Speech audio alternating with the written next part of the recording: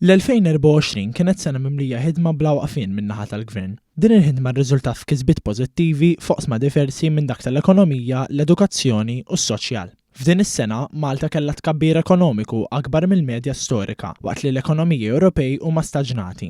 Fl-aħħar sentejn, l-ekonomija lokali kibret b'13%, 10 darbiet iżjed mill-medja Ewropea.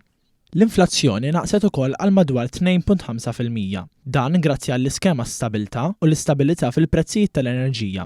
Kien hemm żieda rekord fit-tħul tal-Gvern billi saru riformi biex ġiet indirizzata aktar l-evażjoni tat-taxxa. Bit-tħul tal-Gvern qabeż is-7 biljun euro. L-2024 il-Gvern investa wkoll fis-settur edukattiv. Dan hekk kif ġie ffirmat l-aqwa ftehim kollettiv għall-edukaturi kollha b'titjib fis-salarji u kundizzjonijiet tal-edukaturi. Dan fil-waqt li ġew inawgurati l-iskejjel ġodda fl-Imsida u r-Raba Għawdex. Fil-qasam soċjali kien hemm żiediet qawwija fil-pensjoni u fl-2025 il-pensjonanti se jkollhom l-10 żieda konsekuttiva.